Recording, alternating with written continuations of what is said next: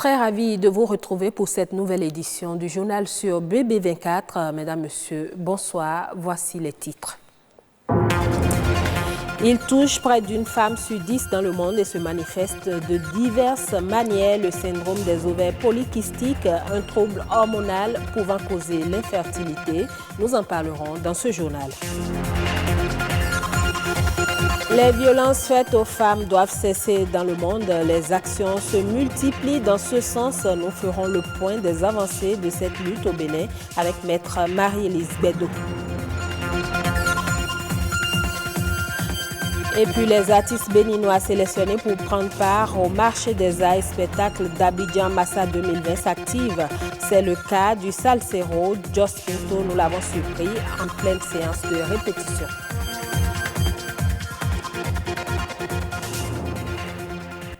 Le syndrome des ovaires polykystiques, également appelé dystrophie ovarienne, touche près d'une femme sur 10 dans le monde.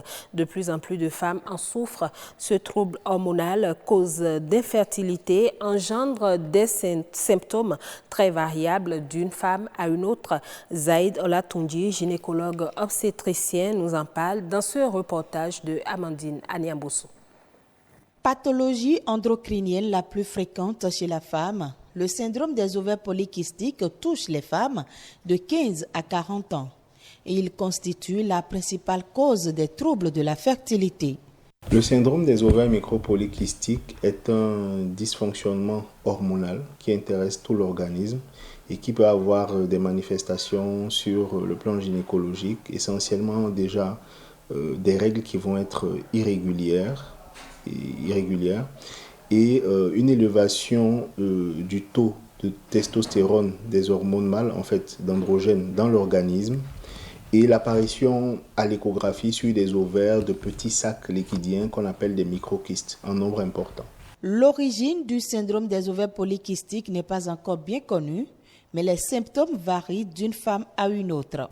Ce qui va amener les femmes en consultation le plus souvent, ce sont des règles irrégulières et souvent une difficulté à tomber enceinte. Pourquoi les règles vont être irrégulières? C'est parce qu'en fait, il n'y aura pas d'ovulation. Et quand il n'y a pas d'ovulation, il n'y a pas de corps jaune. Le corps jaune sécrète une hormone qu'on appelle la progestérone. Et c'est la chute du taux de progestérone qui déclenche l'apparition des règles. Vu qu'il n'y a pas eu d'ovulation, on n'aura pas de taux de progestérone élevé, donc les règles ne vont pas venir à temps, elles vont venir très tard, selon la profondeur du déséquilibre. 35 jours pour certaines, 40, 2 mois, 3 mois, peut-être 6 mois pour d'autres. Donc, c'est ce qui fait qu'on a ces règles en fait qui sont irrégulières.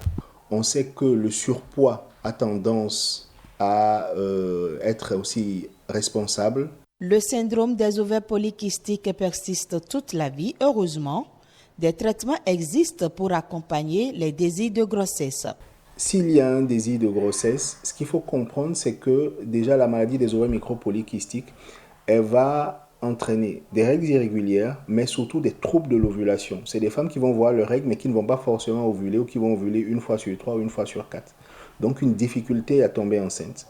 Par rapport à ça, aujourd'hui, on a des médicaments, des molécules qui permettent de stimuler l'ovulation. Et en général, ça marche assez bien, à part quelques-unes qui vont peut-être devoir aller jusqu'à la fécondation in vitro. En dehors du désir de grossesse, on n'arriverait pas vraiment à traiter la maladie vu qu'on ne maîtrise pas sa cause. Ce qu'on va pouvoir faire, c'est de mettre des traitements hormonaux pour pouvoir régulariser les règles. Mais en général, dès qu'on les arrête des mois après, le déséquilibre se réinstalle. Il est également prouvé qu'un amaigrissement d'au moins 5% améliore les symptômes et favorise le rétablissement d'une ovulation. La lutte contre les violences faites aux femmes, on en parle toujours aujourd'hui au Bénin. Quelles sont les avancées enregistrées en la matière? Plusieurs associations œuvrent pour la fin de la discrimination à l'égard du genre. Maître Marie-Élise Bédot est avocate à la Cour et s'y est lancée depuis 30 ans. Elle nous donne plus de détails sur les avancées dans la lutte contre les violences faites aux femmes sur le plan légal. Si on veut parler d'état des lieux, on peut déjà commencer par la Constitution qui, en son article 26, dit que l'homme et la femme sont égaux en droit. À part la Constitution, nous avons évolué contre le coutumier du Dahomey pour un code des personnes et de la famille qui règle le problème de la famille, l'homme, la femme et les enfants.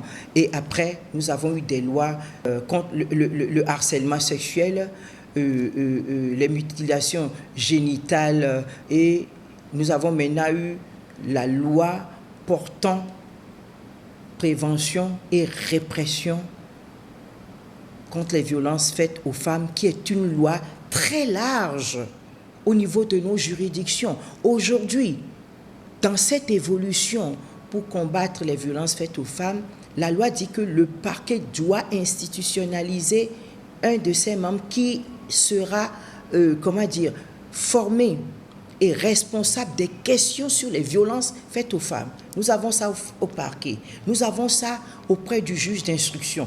Tout ça là n'existait pas avant. Nous avons des juges spécialisés aujourd'hui, formés et spécialisés. Dans nos commissariats aussi, on a formé des officiers de police judiciaire sur la question. Ça paraît lent, d'accord, parce qu'il y a des blocages qui viennent. Des gens n'arrivent pas à comprendre que l'on puisse dire que battre sa femme est mauvais. Et ça concerne la loi et peut être puni. On a toujours pensé également que le problème des violences faites aux femmes, c'est un problème de la maison qui ne doit pas sortir du cadre familial. Moi, je dis aux femmes, quand il y a des coups, dénoncez ou partez. Qu'on me pardonne. Parlons culture à présent avec la participation du Bénin au marché des arts et spectacles d'Abidjan, Massa 2020, prévu du 7 au 14 mars prochain. Ce rendez-vous continental des arts et de la culture va connaître la présence de 7 troupes béninoises. À la veille de l'événement, une équipe de la rédaction est allée voir et vous fait voir la préparation du salsero Jos Pinto, retenu dans la catégorie musique. Junis Setondi et Stanislas Linkbo. Ici, Jos Pinto et ses musiciens sont inconciliables. Pas de répit pour eux ces derniers temps. Pour cause, son orchestre fait partie des 22 sélectionnés pour participer au marché des arts et des spectacles d'Abidjan Massa 2020 dans la catégorie musique. C'est une opportunité parce que ne va pas au marché des arts du spectacle qui veut. Ce n'est pas donné à tout le monde.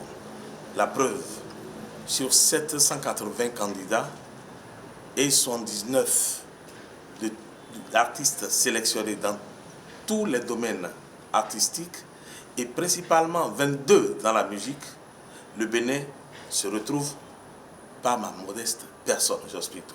Nous savons que c'est un défi. C'est un défi, c'est un challenge. Et nous avons obligation de résultat. Pas de place à l'amateurisme ni aux petites erreurs. La sonorité et les gestuels sont travaillés dans cette salle de répétition. L'obligation de résultat amène Jos Pinto à booster le moral de ses musiciens. Le défi à relever est important et toute l'équipe le mesure. On parle d'une représentation et on doit pouvoir jouer pleinement son rôle avec les acquis qu'on a eus.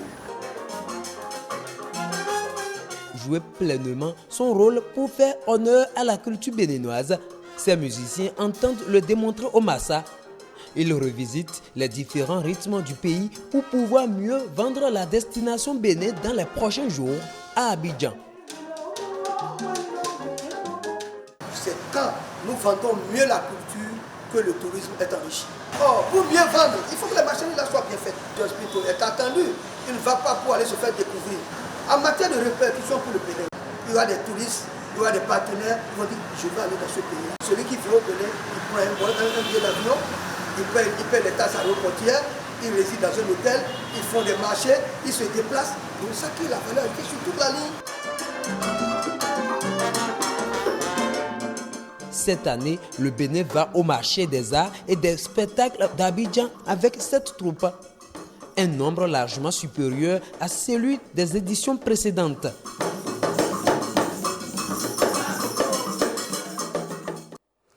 Et je vous invite à suivre à présent La Nation en bref, un condensé de l'actualité nationale réalisé et présenté par Amandine Anyambossou.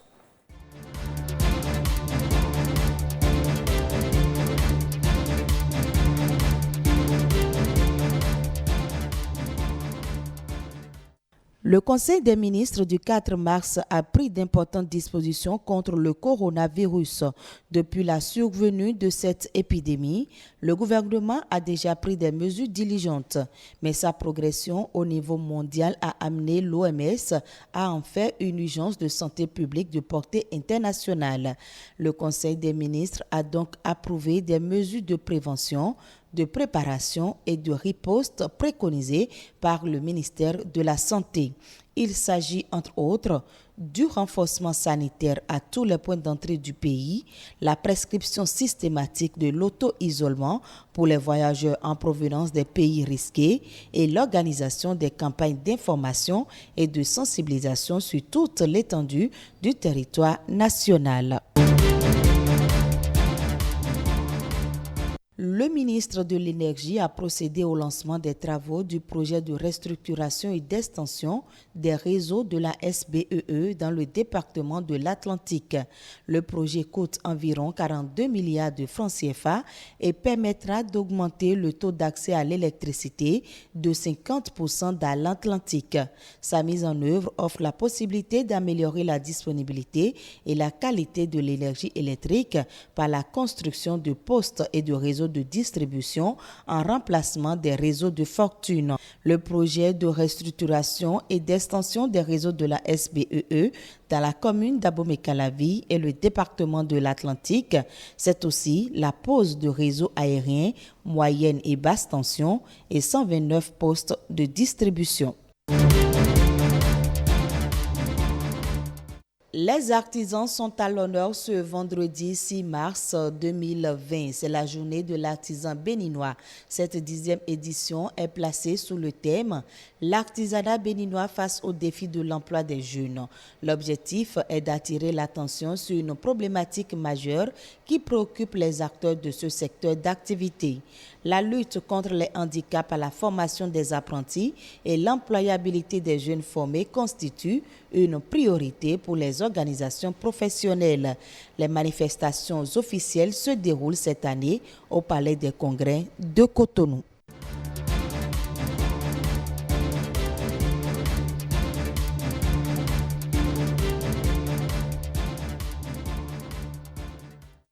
Et voilà qui met un thème à cette édition. Merci à vous tous de l'avoir suivi. Restez avec nous sur BB24.